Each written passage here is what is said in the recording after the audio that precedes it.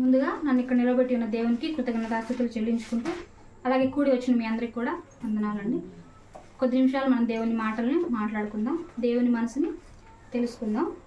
దయచేసి వినే ప్రతి మాటను కూడా చాలా జాగ్రత్తగా విందాం.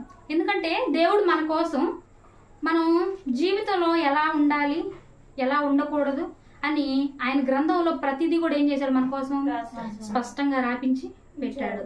ఒక తల్లి గనక కొత్తగా పెళ్ళైన కూతురికి ఏం చెప్తుంది, ఇదిగో నువ్వు మంచిగా వినయంగా విధేయతగా నీ కుటుంబాన్ని కట్టుకోమ్మా, అదిగో పలానా పక్కింటి అమ్మాయిలాగా నువ్వు ఉండొద్దు, ఎందుకు అలా ఉంటే నీ కాపురం నాశనం అయింది, నీ జీవితం పాడైంది. అదిగో మీ ఎదురింటి అమ్మాయి చూడు, తను వినయంగా తన కుటుంబాన్ని చూడు ఎంత జాగ్రత్తగా కట్టుకుందో అని మంచి వాళ్ళని చూపిస్తూ ఎలా ఉండాలో చెప్పిద్ది, చెడ్డ వాళ్ళని చూపించి ఎలా ఉండకూడదో చెప్పినట్లుగా దేవుడు కూడా మనకి ఏం చేశాడు అంటే బైబిల్లో మంచి స్త్రీలు ఉన్నారు, చెడ్డ స్త్రీలు ఉన్నారు. మంచి స్త్రీలను చూపిస్తూ ఇదిగో మీరు కూడా ఇలా బ్రతికి వినయంగా మీ ఇల్లుని కట్టుకోండి అని చూపించాడు. అలాగే చెడ్డ స్త్రీలను చూపిస్తూ ఏం చెప్పాడు, మీరు ఇలా ఉంటే మీ ఇల్లు కట్టుకోలేరు, మీ జీవితం నాశనం అయిందని చెప్పాడు. చూడండి, ఒక తల్లికి ఉన్నంతకంటే ప్రేమ దేవునికి మన మీద ఎంత ఎక్కువగా ఉందో ప్రతి దాన్ని కూడా ఎంత స్పష్టంగా మనకు వివరించి చెప్పాడో చూడండి. చూసుకునే ముందు ఒక చిన్న అధ్యాయం చూసుకుందాం. ఈరోజు మంచి గొప్ప స్త్రీ గురించి మనం తెలుసుకుందాం. పేతురు గారు రాసిన మొదటి పత్రిక 3వ అధ్యాయం 5వ వచనం. అటువలే పూర్వము దేవుని ఆశ్రయించిన పరిశుద్ధ స్త్రీలను తమ స్వపురుషులకు లోబడి ఉండుట చేత తమ్మును తాము అలంకరించుకొనిరి. ఆ ప్రకారం చాలండి. అటువలే పూర్వము దేవుని ఆశ్రయించిన స్త్రీలు. పూర్వము దేవుని ఆశ్రయించిన స్త్రీలు ఎవరు? పూర్వం అనగానే మనకు ఎవరు గుర్తొస్తారు? శారా గారు గుర్తొస్తారు. ఎందుకు అంటే శారా గారు ఎంతో గొప్పగా తన భర్తకి లోబడి ఉంది. పూర్వము దేవుని ఆశ్రయించిన స్త్రీ అనగానే కేవలం మనకి ఒక శారా గారే కనిపిస్తారు, కానీ ఇక్కడ ఒక గొప్ప మాట ఉంది. ఏంటో తెలుసా అది? అటువలే పూర్వము దేవుని ఆశ్రయించిన పరిశుద్ధ స్త్రీ అనట్లేదు. ఏమంటున్నాడంటే పరిశుద్ధ స్త్రీలును తమ స్వపురుషులకు లోబడి ఉండే చేత తమ్మును తాము అలంకరించుకునిరి. ఆ ఒక్క స్త్రీనే మనకు కనిపిస్తుంది, కానీ ఇంకొక గొప్ప స్త్రీ కూడా మనకి ఉంది. అందరూ ఎవరు మాట్లాడినా నోవాహు గారి భార్య గురించి, శారా గారి గురించే మాట్లాడతారు, కానీ మోషే గారి భార్య అయిన సిపోరా గారి గురించి ఎవరు మాట్లాడరు. పూర్వము దేవుని ఆశ్రయించిన పరిశుద్ధ స్త్రీలలో ఒక స్త్రీ అయిన సిపోరా గారి గురించి మనం తెలుసుకుందాం. చూడండి, నిర్గమాకాండము 2వ అధ్యాయము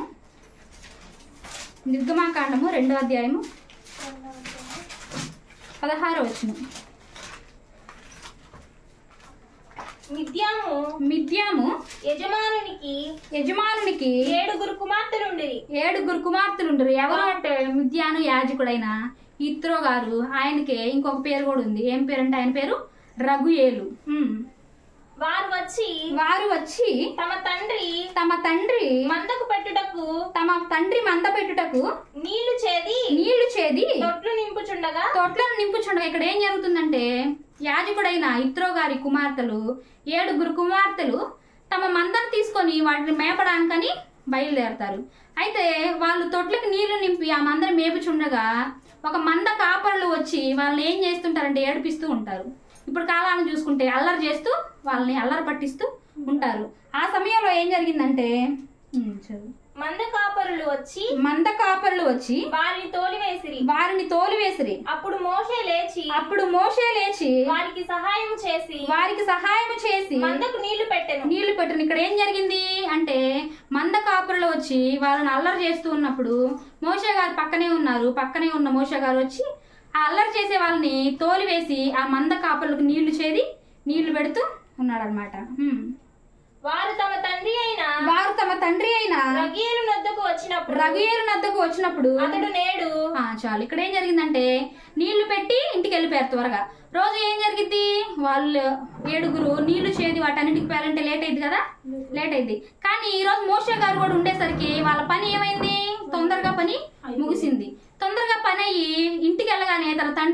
అన్నాడు.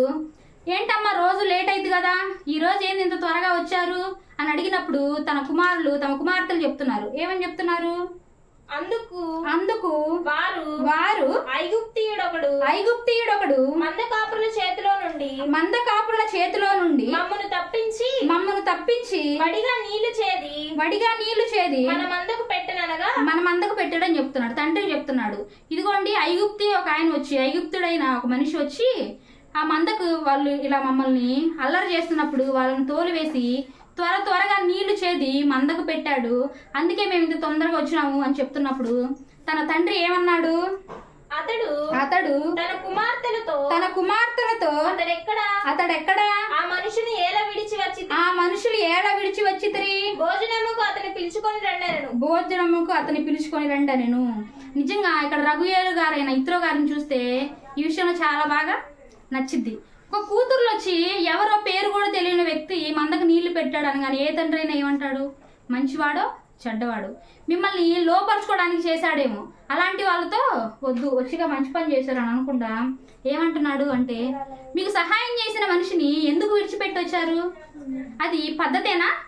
మిమ్మల్ని సహాయం చేస్తే మధ్యలో విడిచిపెట్టడం అది పద్ధతి కాదు, వాళ్ళని తీసుకొచ్చి భోజనం పెట్టించాలి కదా అని తమ కూతుర్లకు ఏం చెప్తున్నాడు?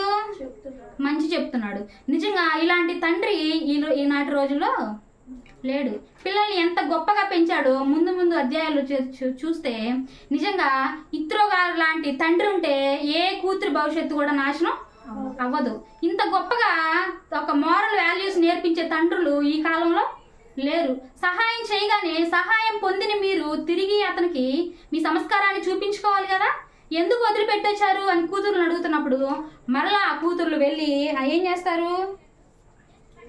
మోషే 21 మోషే ఆ మనుషునితో నివసించుటకు సమ్మతించను. ఏం జరిగిందంటే పోయి మరి వాళ్ళు పిలిచారో మరి ఎలా జరిగిందో మోషే గారు ఎదురొచ్చారో తెలియదు కానీ మరలా మోషే గారు ఇంటికి వస్తారు. ఇంటికి వచ్చినప్పుడు తనకు భోజనం పెట్టి మోషే గారికి తన పరిస్థితులన్నీ చెప్పుంటారు. ఏమంటే ఇదిగో నేను పలానా దేశం నుంచి వచ్చాను, నేను ఒక్కడిని అనగానే తన తండ్రి ఏం చేసుకున్నాడంటే అక్కడ ఉండడానికి తన తండ్రి అక్కడ ఉండమని మోషే గారికి చెప్పాడు. చెప్పినప్పుడు మోషే గారు కూడా సమ్మతించారు. నిజంగా ఏ తండ్రి అయినా 7 కూతుర్లు ఉంటే ఒక పురుషుని ఇంట్లో పెట్టుకోవడానికి ఒప్పుకుంటారా? ఒప్పుకోరు. నాకు తెలిసి తమ కూతుర్ల మీద నమ్మకం ఇంకోటి ఏంటంటే మోషే గారి మంచితనం చూసి ఉండొచ్చు. అతడు తమ కుమార్తె అయిన సిపోరాను మోషేకిచ్చెను. ఆమె ఒక కుమారుని కన్నప్పుడు చాలండి. ఇక్కడ ఏం జరిగిందంట, మోషే గారిని ఇంట్లో పెట్టుకోవడమే కాకుండా తన కూతుర్ని ఊరు పేరు తెలియని ఒక మనుషునికి ఇచ్చి వివాహం చేశాడు. ఎలాంటి వ్యక్తో తెలుసా అంటే మోషే గారి మంచితనాన్ని బట్టి వాళ్ళందరూ అల్లరి చేస్తున్నప్పుడు వారిలో ఒకడై ఆడపిల్లల్ని ఏడిపించకుండా ఆడపిల్లలను కాపాడడం ద్వారా మోషే గారి మంచితనం ఎవరికి అర్థమైంది? ఇత్రో గారికి అర్థమైంది. ఇత్రో గారికి అనిపించింది, నా పిల్లలకి నేను పెళ్లి చేయాల్సింది మంచిగా ఆస్తులు ఉన్న వాళ్ళు కాదు, మంచిగా అందచందాలు ఉన్న వ్యక్తి కాదు, ఇదిగో ఒక అల్లరి చేసే మనుషుల నుంచి నా బిడ్డను కాపాడాడంటే నాకు నిజంగా ఇలాంటి అల్లుడు కావాలి అని మోషే గారి ఆస్తిని అంతస్తుని చూసుకోకుండా ఏం చేశారు? తమ కుమార్తెలలో ఒకలైన సిపోరా గారికి ఇచ్చి వివాహం చేశారు. చేయడం అతని గొప్పతనం అయితే చేసుకోవడం నిజంగా సిపోరా గారి గొప్పతనం. ఎందుకు అంటే ఐగుప్తు దేశం నుండి మోషే గారు వచ్చినప్పుడు మోషే గారి చేతిలో చిల్లి గవ్వ కూడా ఏమీ లేదు, ఏమీ లేకుండా వచ్చారు. ఏమీ లేకుండా తమ తండ్రి ఇంట్లో నివసించాడు. చేతిలో ఏ ఆస్తి లేని ఏ ఉద్యోగం లేని ఒక మనిషిని ఎవరైనా పెళ్లి చేసుకుంటారా? ఇప్పుడు కాలాన్ని బట్టి చూసుకుంటే ఒక అమ్మాయి ఒక పురుషుడిని పెళ్లి చేసుకోవాలంటే ఎన్ని అర్హతలు ఉండాలి? కనీసం అట్లీస్ట్ నెలకు ఒక 1,00,000 రూపాయలు ఉండాలి, కనీసం ఒక 50,000 అయినా ఉండాలి, మంచి ఇల్లు ఉండాలి, ఇంకా మంచి బైక్ ఉండాలి, నా సరదాలు తీర్చగలడా లేడా అని చూసుకుంటూ ఉంటారు. తల్లిదండ్రుల కంటే ముందుగానే ఇప్పుడు కాలాన్ని బట్టి ఏం చేస్తున్నారు? వాళ్ళకి తగ్గ వాళ్ళు నాకు తగ్గ వాళ్ళు ఉన్నారా లేదా అని వెతుక్కుంటున్న రోజుల్లో కానీ సిపోరా గారు మాత్రం ఏం చేశారు? తన తండ్రి పెళ్లి చేసుకోమనగానే అతని దగ్గర ఏ ఆస్తి లేదు కదా నాన్న, నేను ఎలా బాగుపడతాను, నేను ఎలా సుఖపడతాను అని ఆలోచించకుండా మోషే గారి గొప్పతనాన్ని చూసి మోషే గారి మంచితనాన్ని చూసి వివాహం చేసుకుంది.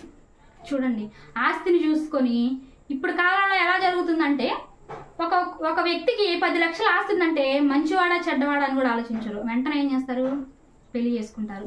చేసుకున్న తర్వాత వాడు ఇలాంటి వాడు, వాడు అలాంటి వాడని జీవితాలని నాశనం చేసుకుంటారు. మనిషిలోని మంచితనం ఎవరికి నచ్చదు, ఆస్తుంటే చాలు. కానీ సిపోరా గారు మాత్రం ఆస్తి ఉందా లేదా అని చూసుకోలేదు, ఇల్లు ఉందా అని చూసుకోలేదు, కనీసం తనకి బంధువులు ఉన్నారా లేరా అని కూడా చూసుకోలేదు. ఒక్క విషయంలోనే తన మంచితనాన్ని చూసుకుంది. నాకు తెలిసి మోషే గారు అక్కడ నివసించున్నప్పుడు మోషే గారి వ్యక్తిత్వాన్ని గమనించి ఉండదా? మోషే గారి ప్రవర్తనని గమనించే చేసుకొని ఉంటుంది. సిపోరా గారు ఒకటే ఫిక్స్ అయి ఉంటారు, నాకు కావాల్సిన ఆస్తి కాదు, అంతస్తు కాదు, నన్ను ప్రేమగా చూసుకునే మంచి వ్యక్తిత్వం గలవాడు నాకు కావాలి అనుకుని మోషే గారి దగ్గర ఏ ఆస్తి లేకుండా పెళ్లి చేసుకుంది. చేసుకున్న ఆమె ఎలా ఉంది అంటే, ఎంత ఇష్టంగా అయితే చేసుకుందో అంతే ఇష్ట ప్రకారంగా తన జీవితాంతం నడుచుకుంది. చూసుకుందాం అది కూడా. నిర్గమాకాండము 4వ అధ్యాయము 24వ వచనం. అతడు ఇక్కడ జరుగుతున్న సందర్భం చెప్తానండి. ఇక్కడ జరుగుతున్నది ఏంటంటే, మోషే గారు సున్నతి అనేది దేవుడికి ఎంతో ఇష్టమైన కార్యక్రమం. అది దేవునికి అబ్రహాం వాళ్ళ మధ్య ఉన్న నిబంధన. సున్నతి ఖచ్చితంగా ఆ కాలంలో ఖచ్చితంగా సున్నతి చేయించాలి. అయితే మోషే గారు మరి ఏ పరిస్థితిలో తన కుమారుడికి సున్నతి చేయించలేదో మనకు తెలియదు. కానీ మోషే గారు తన కుమారుడికి సున్నతి చేయించకపోవడం వల్ల దేవునికి కోపం వస్తుంది. నేను ఎంత రోషము గలవాడినో తెలుసు, నేను ఎంత నీతిపరునో తెలుసు, అలాంటి నా గురించి తెలిసి కూడా నేను చెప్పిన మాటను మీరాడు మోషే అని చెప్పి మోషే గారు తమ కుమారుడికి సున్నతి చేయించలేదని మోషే గారిని దేవుడు చంపాలని ఆలోచిస్తాడు. 24వ వచనం.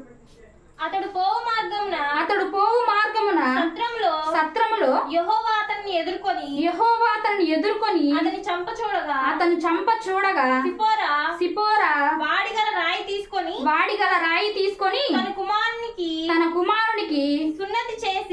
కుమారునికి సున్నతి చేసిందంట. దేంతో చేసింది? చిన్నగా పదునుగా ఒక చాకుతో తీసుకొని చేసిందా? దేవుని కోపం తన భర్త మీద ఉంది అని తెలిసిన వెంటనే ఏం చేసుకోవాలనుకుంది? వామ్మో, దేవుడు నా భర్తని చంపాలనుకుంటున్నాడు. ఈ చంపడానికి గల కారణం ఏంటంటే సున్నతి చేయకపోవడమే. ఎలాగైనా సరే నా భర్తని నేను కాపాడుకోవాలి, దేవుని ఆశ్రయించి దేవునికి నా భర్త మీద నుండి ఉన్న కోపాన్ని తీసివేయాలి అనుకుని ఏం చేసిందో తెలుసా? వెంటనే మోషే గారికి చెప్పలేదు, ఇదిగో దేవుడు ఇలా చంపాలనుకుంటున్నాడు, ఒక చాకు తీసుకురా, పిల్లగాడికి సున్నతి చేయిద్దామని నిదానంగా లేదు. ఏం చేసిందంటే వెంటనే పక్కన వాడిగల ఒక రాయి తీసుకొని తమ కుమారుడి మర్మాంగాన్ని వెంటనే కోసేసిందంట. ఏ తల్లైనా ఇంత ధైర్యం చేసిద్దా? కనీసం పిల్లలకి ఇంజెక్షన్ చేస్తే చూసి తట్టుకోలేము తల్లులు అయిన మనం. కానీ సిపోరా గారు ఏం చేసిందంట?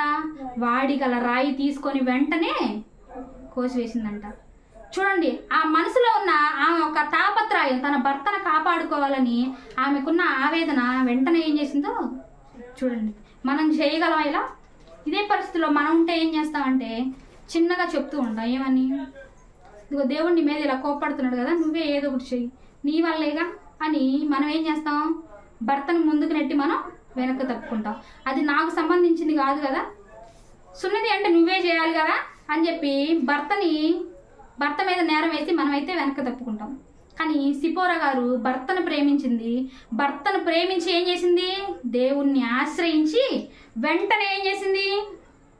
సిపోరా వాడిగల రాయి తీసుకొని తన కుమారునికి సున్నతి చేసి అతని పాదముల యొద్ద పడవేసింది. అప్పుడేం జరిగింది?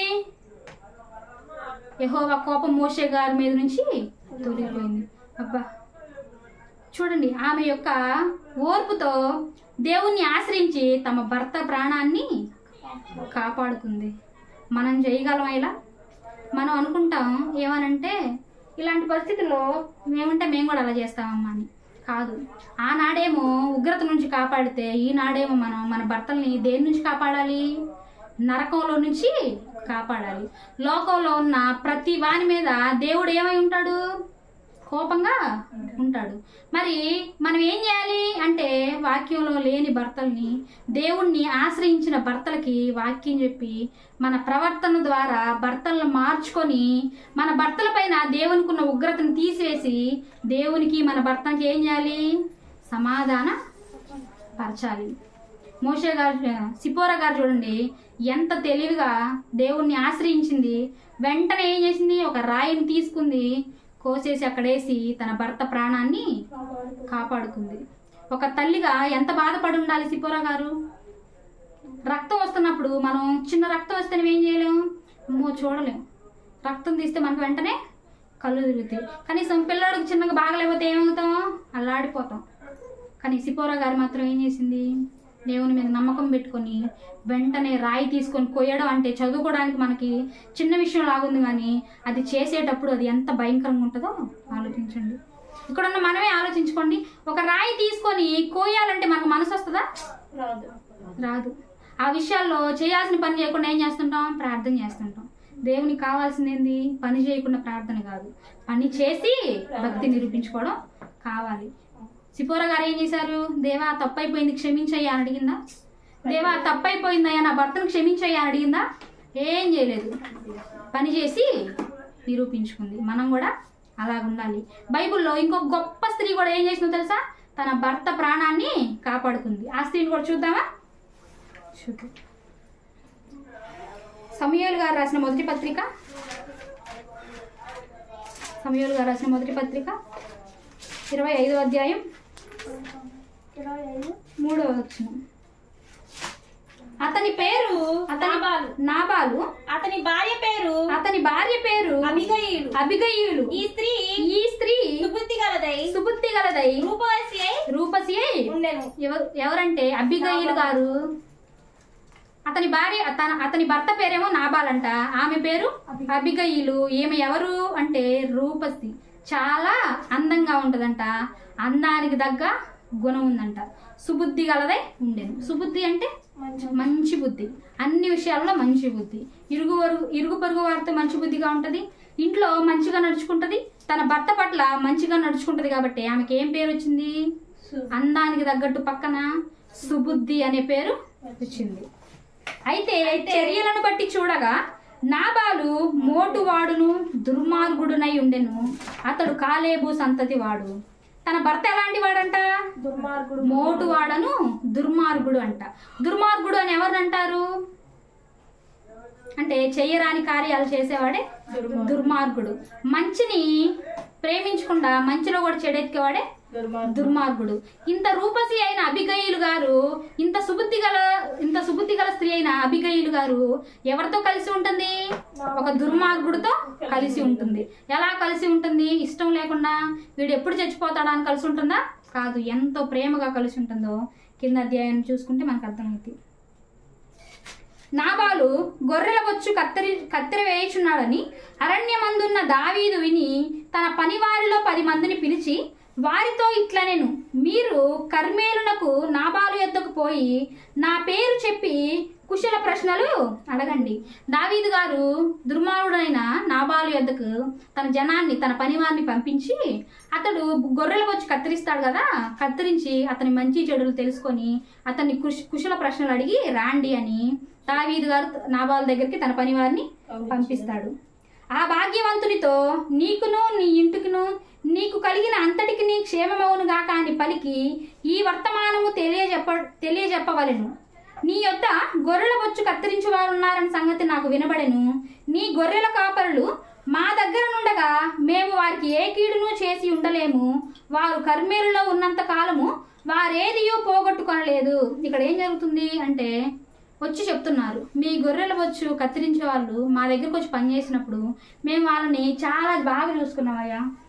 వాళ్ళు మా దగ్గర ఉన్నంతకాలం వాళ్ళు ఏది పోగొట్టుకోలేదు, ఎందుకంటే మేము వాళ్ళని చాలా బాగా చూసుకున్నామని చెప్తున్నారు. నీ పని వారిని నీవు అడిగిన ఎడల వారును అలాగే చెప్పుదురు. కాబట్టి నా పని వారికి దయచూపుము. శుభదినమున మేము వచ్చితిము కదా, నీకిష్టము వచ్చినట్టు నీ దాసులకును నీ కుమారుడైన దావీదునకును ఇమ్ము. దావీదు పనివారి వచ్చి అతని పేరు చెప్పి ఆ మాటలన్నిటినీ నాబాలుకు తెలియజేసి కూర్చున్నారు.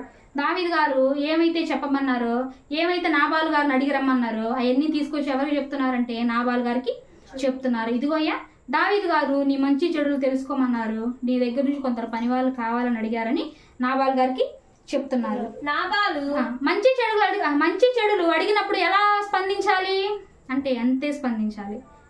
నిజంగా అంతటి రాజు నన్ను మంచి చెడులు అడగమన్నాడా? ఎంత ప్రేమ అయ్యా, నేను బాగున్నానయ్యా, ఆయన బాగున్నాడా అని అడుగుతాం మనం అయితే. కానీ నాబాలు గారు ఏమని అడిగారు? నాబాలు దావీదు ఎవడు? కుమారుడు ఎవడు? ఎవరు దావీదు గారు అంటే సామాన్యమైన మనిషా కాదు, మహా రాజు. అలాంటి రాజుని పట్టుకొని ఏమంటున్నాడు? నిజంగా తెలీదా దావీదు ఎవరో? తెలుసు. మరి తెలుసు కూడా ఎందుకు అంటున్నాడు అంటే దుర్మార్గుడు. నాబాలు ఎవడు? యెషయి కుమారుడు ఎవడు? తమ యజమానులను విడిచి పారిపోయిన దాసులు ఇప్పుడు అనేకులు ఉన్నారు. చూడండి, దావీదు గారిని ఒక మంచి చెడుల్ని కనుక్కొని రమ్మని పంపించిన దావీదు గారిని ఏమంటున్నాడు? దావీదు ఎవడు? యెషయి కుమారుడు ఎవడు? ఇంత క్రూరంగా ఉన్నాడు. ఇలాంటి భర్తతో ఏ స్త్రీ అయినా కలిసి ఉంటుందా? ఉండదు. కానీ అబిగయిలు గారు మాత్రం ఏం చేస్తున్నారు? కలిసి ఉన్నారు. ఆ మాట అన్న వెంటనే దావీదు గారు దాసులు విని వెంటనే దావీదు గారి దగ్గరికి వెళ్ళి చెప్పారు, ఇదిగోయ్యా, మేమైతే ఎంతో మంచితో నువ్వు చెప్పిన మాటలన్నీ తెలియజేస్తే మరి నాబాలు ఏమన్నాడు తెలుసా? దావీదు ఎవడు? యెషయి కుమారుడు ఎవడు అని నిన్ను తక్కువ చేసి మాట్లాడాడయ్యా అని అనగానే దావీదు ఎవరికైనా కోపం వస్తుందా రాదా? పైగా అంతటి రాజుని పట్టుకొని ఆ మాట అంటే కోపం వస్తుందా రాదా? వస్తుంది. దావీదు గారు అప్పుడు ఏం చేశారు? అంతటా దావీదు వారితో, మీరందరూ మీ కత్తులను ధరించుకొనగా వారు కత్తులని ధరించుకునేది. ఏమైంది? దావీదు గారికి కోపం వచ్చింది. నేను మంచిగా చేస్తే వాడికి ఏనాడు నేను కీడు చేయలేదు, అలాంటి వాడు నన్ను అంతలా మాట అన్నాడా? వాడిని విడిచిపెట్టకూడదు. వాడిని ఏం చేయాలి? ఎట్టయినా చంపేయాలి. వెంటనే మీరేం చేయండి? మీ కత్తులను మీరు ధరించుకోండి అని దావీదు కూడా ఒకటి ధరించుకున్నాడంట. అంతమందిలో ఒక మనుషుని చంపడానికి అంతమంది అవసరమా? దావీదు గారు ఒకరిని పంపించినా నాబాలు గారిని చంపి రావచ్చు. కానీ ఎంత కోపం వచ్చిందంటే నేను కూడా చంపాలి, వాళ్ళు చంపడమే కాదని దావీదు గారు కూడా ఒక కత్తి ధరించుకున్నారు. ఎంత కోపంతో వస్తున్నారు చూడండి. దావీదు వెనుక దాదాపు 400 మంది బయలుదేరగా, ఎంతమందిని చంపడానికి?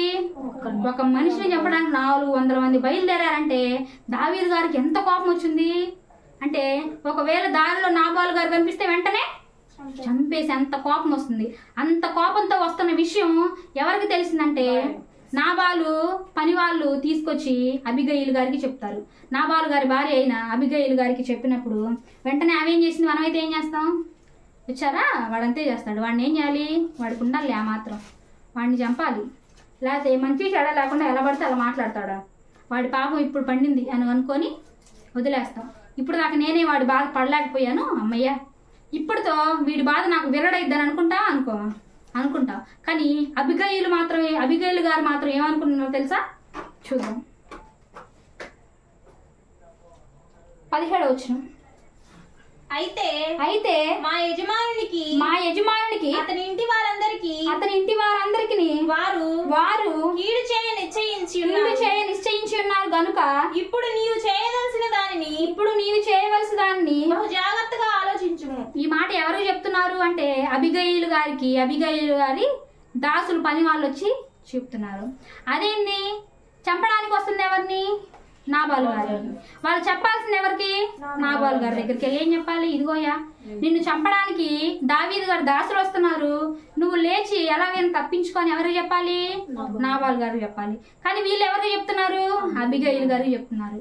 ఎందుకు అంటే వాడు దుర్మార్గుడు. వాడికి చెప్పిన వాడు ఏం చేయడు? ఎలా ఆలోచించాలో తెలియకుండా ఎదురుపోయి చచ్చిపోతాడు. ఇలాంటి వాడికి చెప్పడం వేస్ట్. మరి తెలివిగా ఉండేది ఎవరు? భార్య. అమ్మగారికి చెప్తే ఏం చేసింది? ఎలాగైనా తెలివితో వినయంతో తన భర్తను కాపాడుకుంటుందని చెప్పి పని వాళ్ళు కూడా ఎవరికి వచ్చి చెప్తున్నారంటే అబిగయిలు గారి దగ్గరకు వచ్చి చెప్తున్నారు. మన యజమానుడు పనికి మాలినవాడు. అబ్బో, పని వాళ్ళకు కూడా తెలుసా ఎలాంటి వాడో? ఎంత పనికి మాలిన వాడంట? కొంచెం కాదంట, బహు పనికి మాలిన వాడంట. బహు పనికి మాలిన వాడితో ఉంటున్న అబిగయిలు గారు ఎంత టార్చర్ పడి ఉండాలి, ఎన్ని సుఖాలను విడిచిపెట్టి ఉండాలి, అంతే కదా. బహు పనికి మాలిన వాడని పని వాళ్ళు కూడా అంటున్నారంటే ఎంత దుర్మార్గుడు ఒకసారి మీరు ఆలోచించండి. చిన్న భర్త తాగొచ్చి ఇప్పటి కాలంలో భార్యను 2 మాటలు అంటే ఏమంటది? వెంటనే ఈ టార్చర్ నేను పడలేను, వీడు అలాంటి వాడు, దుర్మార్గుడు, అలాంటి వాడు, ఇలాంటి వాడు అని అలాంటి వాళ్ళతో ఉండడానికి మనం ఇష్టపడం. కానీ అబిగయిలు గారు అంత అందం పెట్టుకొని అంత మంచి బుద్ధి పెట్టుకొని అలాంటి వాడితో ఇష్టపడుతుంది, అలాంటి వాడితో కూడా ఉందంటే నిజంగా అబిగయిలు గారు ఎంత గొప్పవాళ్ళు కదా. ఇంకెంత గొప్పవాళ్ళు కింద వచ్చినప్పుడు మనకు అర్థమైంది చూడండి. అందుకు అబిగయీలు నాబాలుతో ఏమీ చెప్పక త్వరపడి వెళ్ళిందంట. నాబాలు గారు చెప్పలేదంట, ఇదిగోయా నేను చెప్పడానికి దావీదు గారి పని వాళ్ళు వస్తున్నారు, దావీదు గారు వస్తున్నారని నాబాలు గారిని లేపి చెప్పలేదు. ఎందుకంటే చెప్పినా వేస్ట్, పట్టించుకోడు అని చెప్పి వెంటనే ఏం చేసింది, నాబాలుతో ఏమీ చెప్పక త్వరపడి అంట. ఎందుకు త్వరపడాలి? దుర్మార్గుడేగా, మోటువాడేగా. అలాంటి దుర్మార్గుడికి శిక్ష పడడం తప్ప కరెక్టా? కరెక్టే. కానీ నేను ఏం చేయకూడదు, నా భర్త ఎలాంటి వాడైనా సరే నా భర్త ప్రాణాన్ని వేరే ఒకరు తీయడానికి నాకు ఇష్టం లేదు. నా భర్త ఎలాంటి వాడైనా సరే నా భర్త ప్రాణాన్ని నేను కాపాడుకోవాలి అనుకుంది. వెంటనే త్వరపడి ఏం చేసింది, 200 రొట్టెలనంట. వామ్మో, కేజీ చేయడానికి మనం ఎంతసేపు పట్టిద్ది, అల్లాడిపోతాం. అలాంటిది 200 రొట్టెలను, 2 ద్రాక్షారసపు తిత్తులను. తిత్తు అనగానే మనకి ద్రాక్ష అంటే ఇంత ఉంటది, కానీ అప్పట్లో ఒక్కొక్క ద్రాక్షకాయ చాలా బరువు ఉంటది. ఒక తిత్తుని, ఒక ద్రాక్ష గలని 2 మనుషులు మోసుకొని వెళ్ళేవాళ్ళు. 2 మనుషులు 4 మనుషులు మోసుకొని వెళ్ళేవాళ్ళంట. అలాంటివి 2 ద్రాక్షారసపు తిత్తులను, 5 గొర్రెల మాంసమును. వామ్మో, ఒక గొర్రె మాంసం వండాలంటే ఎంతసేపు పట్టిద్ది? అలాంటిది 5 గొర్రెల మాంసాన్ని. ఇవన్నీ ఎందుకు చేస్తుంది? రాండయ్య చంపండి, మా ఆయనకి తిని చంపండి అని చెప్పడానికా? కాదు. మరి ఎందుకు చేస్తుంది? అసలు వాళ్ళు చంపడానికి రావడం ఏంది, ఈమె అబిగేలు గారు ఈ వంటలన్నీ చేయడం ఏంది, ఏమైనా సంబంధం ఉందా? ఎందుకు చేస్తుంది అని ముందు వచ్చిన వాళ్ళు చూసుకున్నట్లయితే 5 గొర్రెల మాంసమును, 5 మానికల వేసిన ధాన్యమును, 5 మానికల వేచిన ధాన్యమును, 100 ద్రాక్ష గెలలను, 100 ద్రాక్షారాల గలలను, 200 అంజూరపు అడలను, 200 అంజూరపు అడలను గార్ద బొమ్మల మీద వేయించి, గార్ద బొమ్మల మీద వేయించి అంటే గుర్రాలు ఉంటాయి కదా, వాటి మీద వేయించిందంట. ఇవన్నీ వేయించిందంట. వేపించి ఏం చేస్తుంది, మీరు నాకంటే ముందుగా పోవుడి, మీరు నాకంటే ముందుగా పోవుడి, నేను మీ వెనుక నుండి వచ్చేదనని, నేను మీ వెనుక నుండి వచ్చేదనని తన పనివారికి ఆజ్ఞ ఇచ్చి, తన పనివారికి ఆజ్ఞ ఇచ్చింది. ఏమని అంటే, ఇదిగోండి వీటన్నిటిని తీసుకొని మీరు దావీదు గారికి ఎదురుగా వెళ్ళండి, నేను మీ వెనక వస్తానని చెప్తుంది. ఎందుకు ఇవన్నీ పంపిస్తుంది అంటే, దావీదు గారు కోపాన్ని ఏం చేయాలి, చల్లార్చాలి అని. 400 మందితో వచ్చిన దావీదు గారు అవన్నీ చూసి ఆగుతాడా? ఆయనకు దొరకవా? మహారాజుకి ఈ వస్తువులన్నీ దొరకవా? ఈ ధాన్యాలు దొరకవా? ఈ ద్రాక్షారస తిత్తులు ఏది దొరకవా? గొర్రెల మాంసం దొరకదా? దొరుకుతాయి. కానీ ఏమనుకుంది అంటే, మీరు ముందెళ్ళండి అయ్యా, నేను మీ వెనకే వస్తానని చెప్పింది. అంత దావీదు గారు ఆ మాట వింటారా? మరి విన్నాడా లేదో ఒకసారి చూద్దాం. గార్దాబం మీద ఎక్కి పర్వతపు లోయలోనికి వచ్చుచుండగా దావీదును అతని జనులను ఆమెకు ఎదురుపడిరు. ఆమె వారిని కలుసుకొనిది. దావీదు గారు ఉన్న కోపం మీద, ఇదిగో నేను నాబాలు భార్యను అంటే వెంటనే ఏం చేసి ఉండేవాళ్ళు, ముందు నిన్ను చంపాలని ఆమెను కూడా చంపుండేవాళ్ళు. ఆమెకు భయం ఉండాలా కనీసం? వామ్ము, 400 ఒక మనిషిని చంపడానికి 400 మంది వస్తున్నారంటే ఎంత కోపంతో వస్తున్నారు. ఎందుకు వచ్చిన రిస్క్లే, నేను పోతే నన్ను కూడా చంపేస్తారు, అవన్నీ పంపించి సైలెంట్గా ఉందాంలే అని అనుకోలే. పోతే చంపేస్తారేమో అని భయం ఆమెకు ఉండాలి. కానీ చంపేస్తారేమో అని తెలిసినా కూడా ఏం చేసింది, తమ ప్రాణాన్ని అర్పించడానికి సిద్ధపడింది. ఎవరి కోసం? మంచి భర్త కోసమా? కాదు, దుర్మార్గుడైన భర్త కోసం. దావీదు గారు చంపేస్తారేమో అని భయపడకుండా ఎదురు వెళ్ళింది. అంతకు మునుపు దావీదు నాబాలుకు కలిగిన దాని అంతటిలో ఏదియూ పోకుండా ఈ అరణ్యములో అతని ఆస్తి అంతయు నేను వ్యర్థముగా కాయచు వచ్చితిని.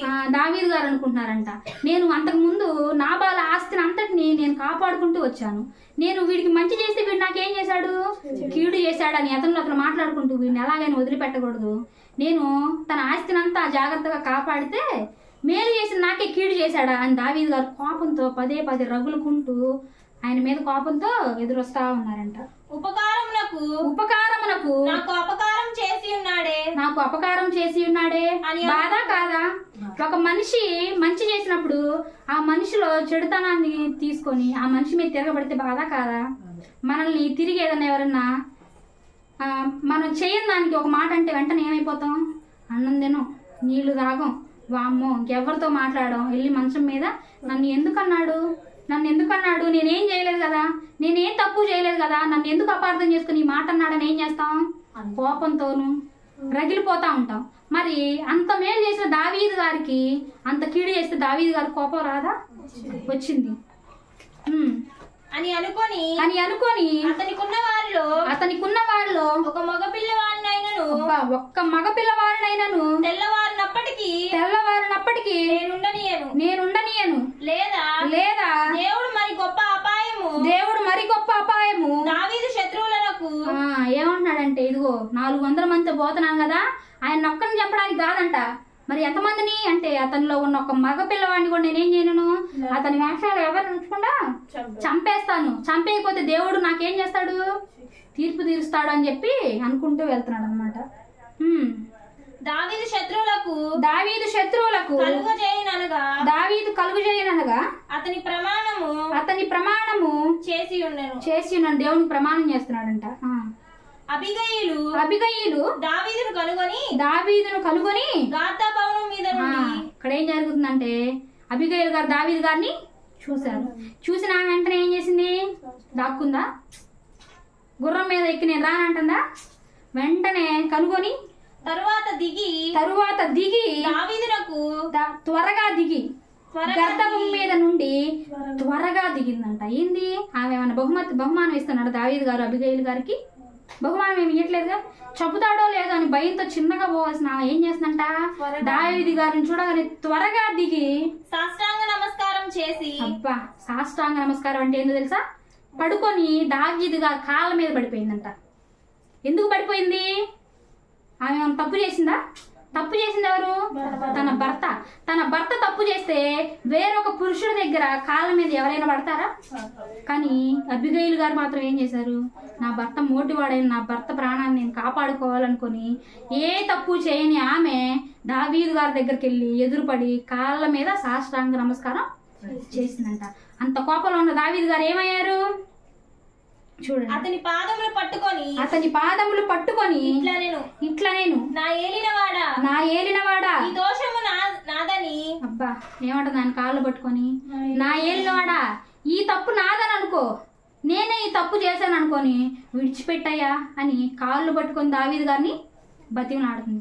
చూడండి, తాను చేయని తప్పుకు కూడా తన భర్త ప్రాణం పోగొట్టుకోకూడదని ఎంతగా వినయంతో ఎంత తెలివిగా ఉందో చూడండి. మనం ఉండగలం ఇలా? కనీసం మన భర్త తెలిసి తెలియక ఏదైనా తప్పు చేస్తే దాన్ని సహించుకొని అలా కాదు ఇలా అని చెప్పగలమా? అర్థం చేసుకోవాల్సిన మనమే ఏం చేస్తుంటాం, నువ్వు అప్పుడు ఆ తప్పు చేసావు కదా అని పదే పదే గుచ్చి భర్తని బాధ పెడుతూ ఉండేది మనమైతే, అబిగయీలు గారు మాత్రం భర్త తప్పుడు వాడైనా మోటువాడైనా కానీ దుర్మార్గుడైనా కానీ తమ భర్తని మాత్రం ఏ మాట అనకుండా తెలివితో దావీదు గారు కాళ్ళు పట్టుకుంది. ఈ తప్పు నాదని ఎంచయ్యా మనం అనగలమా? ఎవరైనా భర్త చిన్న తప్పు చేస్తే ఈ తప్పు నువ్వే చేసావు, మనం చేసినా కానీ నువ్వే చేశాను అంటాం. ఆ తప్పును మన మీద వేసుకోగలమా? చేసుకోలేం. కానీ ఏమేమంటుంది? ఆ తప్పు నేనే చేశాను అనుకోయా అని అంటుంది. నీ దాసురాలనైన నన్ను మాట్లాడనిమ్ము నీ దాసురాలనైన నేను ఎవరికి దాసురాలంటేవా? దావీదు గారి దగ్గర పని చేసే ఆమెమా కాదు. కానీ అయినా ఏమంటుంది? నేను నీ పనిదాన్ని అనుకొని నన్ను కొంచెం సేపు నీతో మాట్లాడే అవకాశం నాకు ఇయ్యా అని దావీదు గారి దగ్గర మాట్లాడుతుంది. మరి అంత రోషంతో చంపేయాలనుకుని వచ్చిన దావీదు గారు ఏంది ఆమెను చంపకుండా వదిలేశాడు అనగానే స్టార్టింగ్ లోనే ఏం చేసింది? దావీదు గారి మనసును కట్టి పడేసింది. కాళ్ళ మీద పడగానే దావీదు గారికి ఏమై ఉండొచ్చు?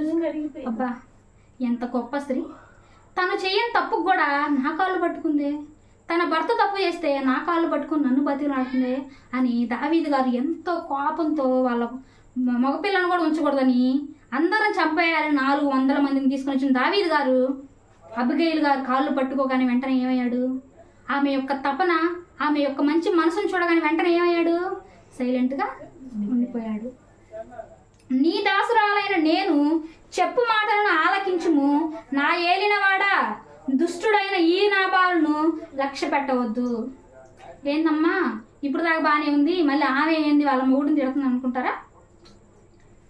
ఇప్పుడు అబిగయీలు గారు దుష్టుడైన నాబాలును విడిచిపెట్టొద్దు అని దావీదు గారి దగ్గర చెప్పినప్పుడు దావీదు గారు ఏమనుకుంటారు? నిజమేలయ్యా, నిజం వదిలిపెట్టదా తప్పుని అబిగైల్ అర్థం చేసుకుంది కదా అని అనుకుంటారు. అలా కాకుండా నా భర్త మంచివాడే, నువ్వే నా భర్తను చంపడానికి వచ్చావని అంటే దావీదు గారికి వెంటనే ఏమైంది, పాపం ఇంకా వచ్చి ఆమెను చంపేసి ఆయన చంపడానికి ముందుకెళ్తాడు. ఇప్పుడు దావీదు గారి కోపాన్ని అణిచివేయాలంటే ఏం చేయాలి అంటే నా భర్తదే తప్పని, నా భర్తను ఒక మాట అంటే దావీదు గారు శాంతపడతాడని తన భర్తను అనిందే కానీ నిజంగా కావాలని అన్నది కాదు. నిజం కావాలని అన్నదైతే తన భర్త కోసం తన ప్రాణాన్ని త్యాగం చెయ్యదు. అతని పేరు అతని గుణములను సూచించున్నది. ఇదిగోయా నా భర్త మోటువాడు దుర్మార్గుడు, విడిచిపెట్టాయా, అతని పేరులోనే ఉందిగా నాబాల్ అంటే దుర్మార్గుడు అని తెలిసి చేశాడయ్యా, వదిలిపెట్టయ్యా అని దావీదు గారి దగ్గర చెప్తుంది. అతని పేరు నాబాలు, మోటుతనము అతని గుణము, నా ఏలినవాడా పంపించిన పనివారు నాకు కనబడలేదు. ఏం జరిగింది ఇక్కడ, పంపించిన పనివారు నాకు కనబడలేదు. నా ఏలినవాడా యెహోవా జీవము తోడు, నీ జీవము తోడు, ప్రాణహాని చేయకుండా యెహోవా నిన్ను ఆపి ఉన్నాడు, నీ చెయ్యి నిన్ను సురక్షించుచున్న మాటని నిజమని యెహోవా జీవము తోడు, నీ జీవము తోడని ప్రమాణము చేయించుచున్నాను. ఏం జరిగింది, ఇన్ని మాటలు చెప్పేసరికి దావీదు గారికి మనసుకి నెమ్మది పడి తన భర్త ప్రాణాన్ని ఏం చేసుకుంది, చంపాలి అని 400 మందితో వచ్చిన దావీదు గారిని కూడా ఒక్క స్త్రీ ఏం చేసింది, తన వినయంతో దేవుడు బైబిల్ గ్రంథంలో ఒక చక్కని మాట అంటాడు. ఏమని, కుమారి నీ ఇంటిని కట్టుకో. ఎలా కట్టుకోవాలి, సిమెంట్ వేసి పేడలికి మంచిగా బిల్డింగ్ కట్టుకోమనా కాదు, ఇలా తెలివితో ఇల్లుని కట్టుకోమన్న మాటని అబిగేలు గారు ఏం చేశారు, తన భర్త ప్రాణాన్ని కాపాడుకొని తన ఇంటిని ఎంత చక్కగా కట్టుకుంది. చూడండి, ఏ దావీదు గారు అయితే తన భర్తను చంపడానికి వచ్చారో అదే దావీదు గారు ఒక గొప్ప మాట అంటారు తెలుసా, అది కూడా చూసుకుందాం. నీ శత్రువులను, అది కాదు 32వ వచనం. అందుకు దావీదు, నాకు ఎదురుపడుటకై నిన్ను పంపిన ఇశ్రాయేలీయుల దేవుడైన యెహోవాకు స్తోత్రము కలుగును గాక. దావీదు గారు ఎవరిని దీవించాడు, అబిగైలు ఎదురెళ్ళడం వల్ల ఎవరికి మహిమ వచ్చింది, దేవునికి మహిమ వచ్చింది. దావీదు గారు ఏమన్నారు, ఇదిగోమ్మా నువ్వు నా ఎదురు రావడం వల్ల నేను ఆవేశంలో వెళ్ళి నాబాలుని చంపేదాన్ని, నువ్వు నా ఎదురు రావడం వల్ల ఏం జరిగిందో తెలుసా, ఇదిగో ఇశ్రాయేలీయుల దేవుడని యెహోవా నిన్ను పంపించి ఆపి ఉన్నాడని యెహోవాని స్తుతించాడు. చూడండి, అబిగైలు గారు ఎంత గొప్పగా దేవుణ్ణి ఆశ్రయించి తన భర్త ప్రాణాన్ని కాపాడుకుందో, ఎంత గొప్పగా ఆశ్రయించి దేవునికి మహిమ తెచ్చింది. మనం తీసుకొస్తామా దేవునికి మహిమ, కనీసం భర్త దగ్గరే మనం సరిగా ఉండవు, ఇంకా దేవునికి ఏం మహిమ తెస్తామంటారు, అంతేనా? ఈరోజు పాఠంలో మనం ఏం నేర్చుకున్నాం, దేవుణ్ణి ఆశ్రయించి ఇద్దరు స్త్రీలు ఏం చేశారు, తమ భర్త ప్రాణాలని కాపాడుకున్నారు. ఈ మాటలు మనం తెలుసుకుంది ఎందుకు అంటే మనం కూడా ఇలా ఉండడానికి. ఎంత గొప్పగా అబిగైలు గారు ఉన్నారు కదా, ఎంత గొప్పగా సిపోరా గారు ఉన్నారు కదా, మరి మనం అలా ఉండగలమా, మరి మనం అలా ఉంటున్నామా, ఉంటే మంచిది, లేకపోతే ఏం చేయాలి, ఒక తల్లి చెప్పినట్టుగా మంచి ఇదిగోమ్మా ఆ ఇంటి అమ్మాయిని చూసుకొని నువ్వు ఇలా ఉండమ్మా అని చెప్పితే ఒక కూతురు నడుచుకున్నట్లుగా దేవుడు కూడా మనకి చెప్పాడు, అబిగైలు గారు లాగా ఉండండి, సిపోరా గారు లాగా ఉండండి అని దేవుని గ్రంథంలో రాసింది ఎందుకు, మనకు తెలియజేయడం కోసం, మనం ఆ మాటల ప్రకారం బ్రతకడం కోసం. మరి మనం కూడా ఉందామా, దేవుని మాటలు విని ఉందామా, ఉందాం. మోషే గారు 40 సంవత్సరాలు అరణ్యంలో అంత రిస్క్లో ఉన్నా కానీ సిపోరా గారు ఏనాడు ఏం చేయలేదు, మోషే గారిని ఎక్కడా కూడా డిస్టర్బ్ చేసినట్టు లేదు. ఇదిగోయా పిల్లలు కానీ పెళ్లి చేసుకుని వదిలేసిపోతే మమ్మల్ని చూసుకునేది ఎవరు అని మోషే గారిని అడుగుండేదా, అడుగుంటే మోషే గారు 40 సంవత్సరాల వాళ్ళని ఐగుప్తు దేశానికి తీసుకెళ్ళడానికి అంత ప్రయాసపడి ఉండేవాళ్ళ, నిజంగా దేవునికి నమ్మకస్తుడు అయి ఉండేవాడా సిపోరా కానీ మోషే గారిని ఆపుంటే? అబ్రహాం గారు దేవునికి స్నేహితుడు అవడానికి గల సారా గారు ఎంత కారణమైతే ఉన్నారో మోషే గారు కూడా దేవుడికి నమ్మకస్తుడు అయ్యాడంటే మోషే గారు వెనక ఎవరున్నారు, సిపోరా గారు ఉన్నారు. మరి మన భర్త ఏదైనా విజయం చేస్తే మన భర్త వెనక ఎవరుండాలి, భార్య ఉండాలి. మోషే గారు సిపోరా గారు మోషే గారిని దేవుని సేవలో ఎలాగైతే ప్రోత్సహించిందో మనం కూడా ఏం చేయాలి, అలాగే ప్రోత్సహించాలి. ప్రోత్సహించాలి అంటే ముందు ఏముండాలి, సిపోరా గారిలో ఉన్న లక్షణాలు మనలో ఉండాలి. అప్పుడే మనం ఏం చేయగలం, దేవునికి ఇష్టకరంగా ఉండగలం, మన కుటుంబాన్ని చక్కగా కట్టుకోగలం. సామెతల గ్రంథంలో ఒక చక్కని మాట ఉంటుంది. ఏ మాట అంటే ఆమె తాను బ్రతుకు దినములన్నీ అతని భర్తకి మేలు చేసితే గాని కీడేమి చేయదంట. సిపోరా గారు బ్రతికిన దినాలన్నీ మోషే గారికి ఏమైనా కీడు చేసిందా? దేవుని తన భర్త ప్రాణాన్ని కాపాడుకొని భర్తకి మేలు చేసింది. అబిగయీలు గారు బ్రతుకున్నంత కాలం తన భర్త ప్రాణానికి ఏమైనా కీడు చేసిందా? తన తెలివితో తన భర్త ప్రాణాన్ని కాపాడుకొని మేలే చేసింది. శారా గారు తాను బ్రతుకున్న దినాలన్నీ తన భర్తకి ఏమైనా కీడు చేసిందా? తన భర్తను ప్రోత్సహించి ఏం చేసింది? మేలే చేసింది. మనం కూడా అలాగే ఉండాలని సిపోరా గారి జీవితంలోను అబిగయీలు గారి జీవితంలోను ఆ మాటలు నేర్చుకొని మనం కూడా అలాగే ఉండాలని కోరుకుంటూ ఈ చిన్న మాటలను ఇంతటితో ముగిస్తున్నాను. ఎంతో